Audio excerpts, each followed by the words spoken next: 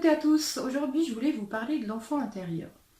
L'enfant intérieur, beaucoup de gens connaissent ce terme-là. C'est assez répandu maintenant, même pas que dans le milieu spirituel. Les gens comprennent effectivement qu'on a à l'intérieur de nous, eh bien, cet enfant qui est là, qui a vécu des choses et qui est souffrant et blessé et qui est toujours là et on ne sait pas trop quoi faire avec ça. Au niveau du processus d'accueil, bien sûr, on va aller revisiter toutes les blessures et toutes les souffrances. Donc on va aller, oui, revisiter vraiment l'enfant intérieur. Je voulais faire une précision, je ne voudrais pas qu'on s'arrête à l'enfant intérieur, parce que le processus d'accueil, il est là pour accueillir absolument tout ce qui est. Donc je vous ai refait le petit bonhomme, et l'enfant intérieur, en fait, il est là. Il a vécu, on va dire, jusqu'à l'adolescence, quasiment. Avant l'adolescence, c'est ce qu'on va appeler l'enfant intérieur. J'explique dans la vidéo du début de la formation, des vidéos de 1 à 27, où j'explique ce processus et où j'explique que tout ce qu'on vit, donc toutes les blessures, les souffrances, les événements traumatiques, donc sont cristallisés à l'intérieur de nous sous forme de souvenirs et d'émotions et de pensées dans le corps, et qu'à partir de l'adolescence, il y a un processus qui se met en route et qui va faire qu'on va créer des croyances et commencer à revivre tout ce qui a été vécu à l'enfance.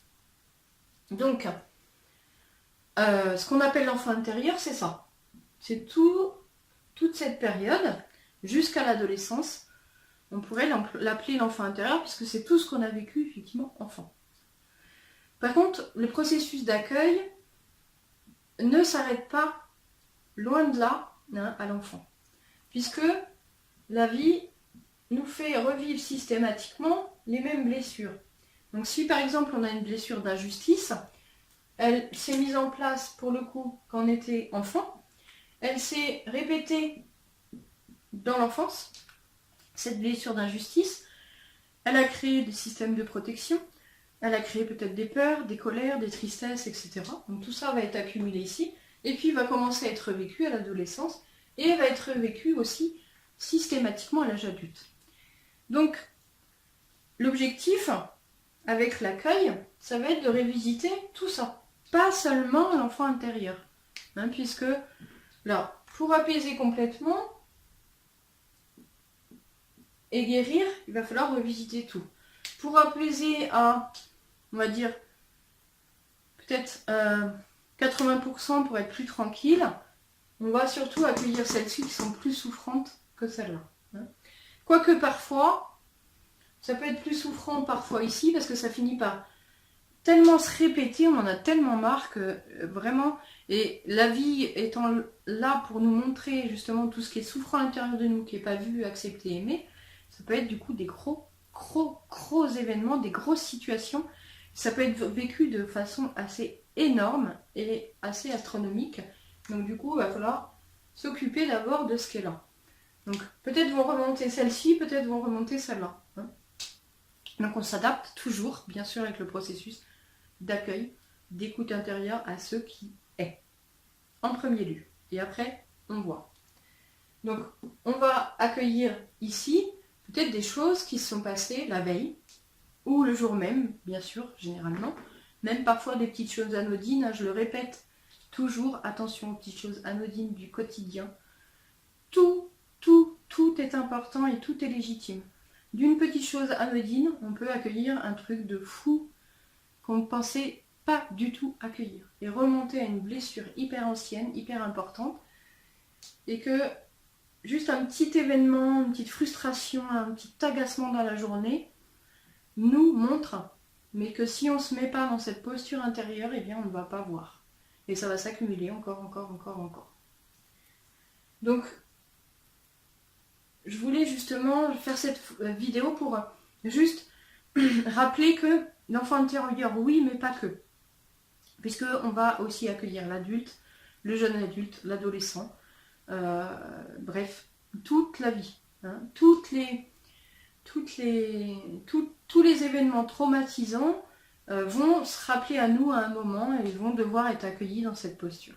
Ça va se faire tout seul, quelque part, dans le sens où dès l'instant où on se met dans cette posture d'accueil et qu'on a été justement, qu'on a bien compris le processus, qu'on a bien été accompagné et qu'on se laisse aller qu'on a compris justement le fonctionnement du processus et comment rentrer en dialogue avec ces parties de nous, comment les faire parler, eh bien ça va vraiment se faire tout seul. Il n'y a pas grand chose à faire après à part ça, puisque dès l'instant où on va rentrer en dialogue avec, ça va émerger au fur et à mesure, et ce qui doit être accueilli en tout cas à l'instant T va se révéler à nous. Et puis parfois, eh bien, va se révéler cet événement-là aujourd'hui, et puis 15 jours après, celui-là. Et puis peut-être 6 mois après, celui-là. Et puis peut-être 7 mois après, celui-là, et on sera arrivé enfin au noyau de cette blessure, qui sera complètement guérie et apaisée, et du coup, qui va complètement disparaître dans le sens où, attention, ça ne disparaît pas, je ne voudrais pas que ce soit mal interprété, mais c'est complètement apaisé, donc ça n'a plus lieu d'être, donc la vie va plus venir, n'aura plus besoin de l'effet miroir, n'aura plus besoin d'appuyer sur le bouton rouge avec des situations ou des événements pour justement mettre en lumière ce qui n'est pas vu, accueilli, accepté à l'intérieur de nous. Donc pour conclure, l'enfant intérieur, oui, mais pas que. On ne s'arrête pas, surtout pas à l'enfant intérieur. Oui, tout part de l'enfant intérieur, mais derrière, on n'oublie pas qu'il y a l'adolescent, il y a le jeune adulte, il y a l'adulte que nous sommes, qui a vécu et revécu tout un tas de choses, et que ça va demander à remonter à un moment à la conscience. Et je précise aussi, parce que ça peut faire peur du coup, tout ce... Souvent on me dit mais ça finira jamais. C'est vrai que c'est un travail quotidien, c'est un travail permanent, ça dépend de comment on veut avancer aussi, et où on souhaite aller. Mais plus on va le faire quotidiennement, et plus on va s'installer dans le processus, plus ça va devenir aussi léger. Mis à part les grosses blessures, eh bien voilà, les accueils vont être de plus en plus légers, de plus en plus rapides, puisqu'on saura quoi faire exactement. On saura très très vite se mettre à l'écoute, accueillir, apaiser, et voilà. Et on accompagne ce qui est là, on accompagne le mouvement, et on avance au fur et à mesure de notre vie, et voilà, et on s'adapte à ce qui vient, à ce que la vie, selon ce qu'on souhaite faire, selon nos projets, selon nos aspirations, bien, met en lumière pour justement pouvoir réaliser tout ça, ou pour pouvoir juste, si notre souhait ça va être d'apaiser nos blessures intérieures, d'apaiser nos souffrances du passé, eh bien la vie va se mettre en route pour ça. Si une fois que c'est fait, nos aspirations ça va être un projet personnel ou un projet professionnel ou un projet de couple, eh bien la vie va se mettre en route aussi pour vous montrer tout ce qui limite, tout ce qui bloque, tout ce qui est souffrant, tout ce qui a besoin d'être vu, accepté, reconnu, accueilli, aimé, pour pouvoir se concrétiser. Je vous invite d'ailleurs, si ça vous intéresse, à aller voir, j'ai fait une vidéo là-dessus justement sur tous les projets de réalisation, comment ça se met en place, comment accueillir, comment accompagner le mouvement. J'en parle également dans la vidéo sur les blessures, justement aussi, également. Voilà, je pense que j'ai fait le tour. S'il y a des questions, vous n'hésitez pas. Je vous remercie pour votre écoute. Un petit pouce bleu, ça fait toujours plaisir. Vous abonner si ce n'est pas fait. Et puis la petite cloche de notification pour recevoir toutes les nouvelles vidéos.